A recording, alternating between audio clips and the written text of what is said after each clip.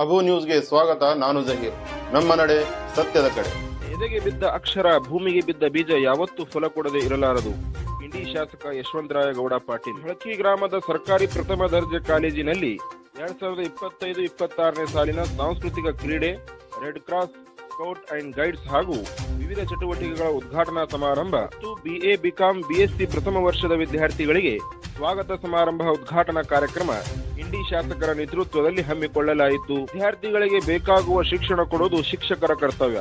ಅದನ್ನು ಉಪಯೋಗಪಡಿಸಿಕೊಂಡು ಜೀವನದಲ್ಲಿ ಪ್ರಗತಿ ಸಾಧಿಸುವುದು ವಿದ್ಯಾರ್ಥಿಗಳ ಕರ್ತವ್ಯ. ಎದೆಗೆ ಬಿದ್ದ ಅಕ್ಷರ, ಭೂಮಿಗೆ ಬಿದ್ದ ಬೀಜ ಯಾವತ್ತೂ ಫಲ ಕೊಡದೆ ಇರಲಾರದು ಎಂದು ಇಂಡಿ ಶಾಸಕ ಯಶವಂತರಾಯಗೌಡ ಪಾಟೀಲ್ ಹೇಳಿದರು. ಸಂಸ್ಕಾರದ ಜೊತೆಗೆ ಒಂದು ವಿಭಿನ್ನ ಶಿಕ್ಷಣದ ನೀತಿಯನ್ನ ನಮ್ಮ ಪೂರ್ವಜರು ಕೊಟ್ಟಿದ್ದಾರೆ. ಅಂಥದ ಒಂದು ಕಾರ್ಯಕ್ರಮ ಇಲ್ಲಿ ನಾವು ಮೊದಲಿಗೆ ಈ ನಾಡು ಕಂಡ ಒಬ್ಬ ಪ್ರತಿಮಾ ಸ್ವಾಮಿ ವಿವೇಕಾನಂದರ ನಂತರ ತಮ್ಮ ಆದರ್ಶ ಬದುಕಿನ ಜೊತೆಗೆ ನಮ್ಮೆಲ್ಲರನ್ನ ಹೃದಯಾಂತರದಲ್ಲಿ ಶಾಶ್ವತವಾಗಿ ಸ್ಥಳ ಊರಿರ್ತಕ್ಕಂಥ ಶ್ರೀ ಸಿದ್ದೇಶ್ವರ ಮಹಾಸ್ವಾಮಿಗಳನ್ನ ಗೌರವಿಸಿದ್ವಿ.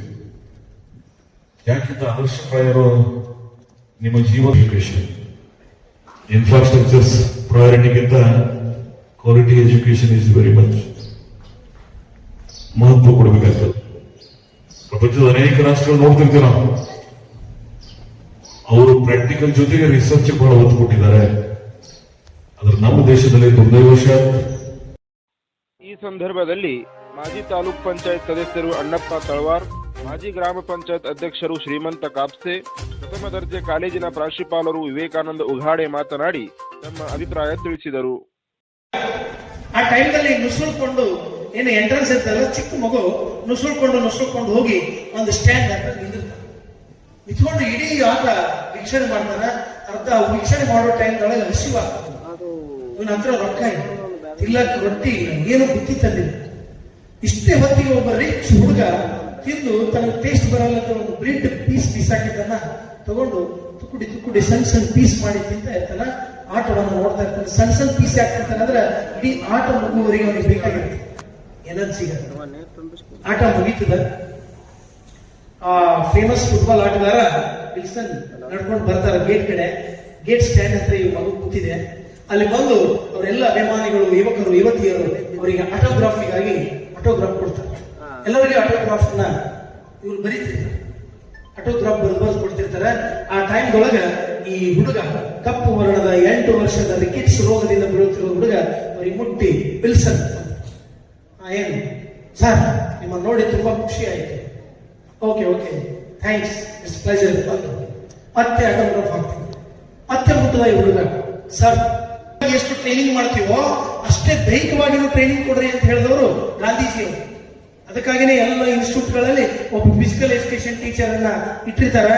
ಕಾರಣ ಅಂದ್ರೆ ನೀವು ಫಿಸಿಕಲ್ ಅಷ್ಟೇ ಮುಖ್ಯ. ಆ ವಿಲ್ಸನ್ ಆಟಗಾರರಿಗೆ ಅಂತದೊಂದು ಅಪ್ರತಿಮವಾದ ಗುರಿ ಸಾಧಿಸಿದ್ದಕ್ಕಾಗಿ ಅವನಿಗೆ ಒಂದ್ಸಲ ಇಂಟರ್ವ್ಯೂ ಮಾಡೋದಕ್ಕೆ ಕೇಳಿದ್ರು. ಏನು ಓಜೆ ಅವರೇ, ನೀವು ರಿಕೆಟ್ಸ್ ರೋಗಗಳಿಂದ ಬೆಳೆತಿದ್ರಿ, ಆಮೇಲೆ ಕರಿ ಜನಾಂಗದವರು, ಅಮೆರಿಕದಲ್ಲಿ ಪ್ರಾಶಸ್ತ್ಯ ಇಲ್ಲ ಅವರಿಗೆ.